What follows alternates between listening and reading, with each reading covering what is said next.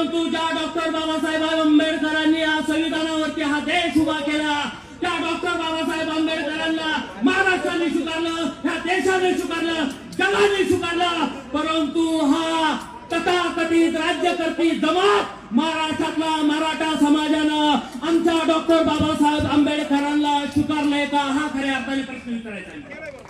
अरे तुम्ही का नाही त्यांना शूद्र म्हणत होता, अस्पृश्य म्हणत होता? आजही तुमच्या नजरेमध्ये डॉक्टर बाबासाहेब आंबेडकर शूद्र आहेत, अस्पृश्य आहेत अशी आमची भूमिका आहे. तुम्ही पुण्यश्लोक अहिल्यादेवी होळकरांना मानत नाही, तुम्ही महात्मा फुलेंना मानत नाही, तुम्ही उमाजी नाईकांना मानत नाही, तुम्ही बसवेश्वराला मानत नाही, तुम्ही कुठल्याही महापुरुषाला मानत नाही.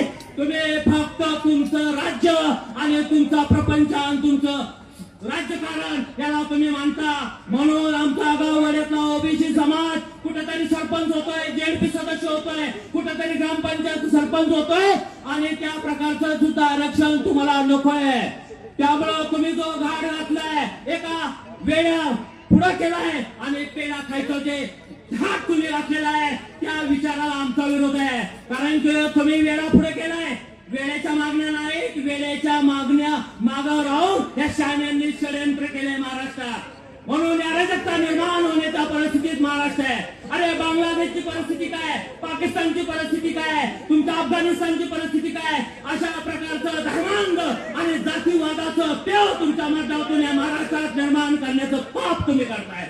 म्हणून तुम्हाला आव्हान देण्यासाठी आम्ही सगळे पिवळ्या झेंडे निळे झेंडा इथं उपस्थित आहेत. हजारोच्या संख्येनं तुम्ही जाब विचारणार आहेत. प्रत्येक तालुक्यात आम्ही जाणार आहोत. आमचा धनगर माळी आणि ओबीसी समाज जर एकत्र आला तर हा मराठा समाज राज्य करता राहील का, हा खऱ्या अर्थाने राहील का राज्य करता?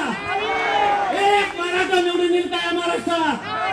पण तुम्हाला सांगतो आपण निर्णय घेतला पाहिजे. जो मराठा आपल्या बाजूने राहणार नाही, जो मराठा आपलं काम करणार नाही, तो आपला नेता होणार नाही.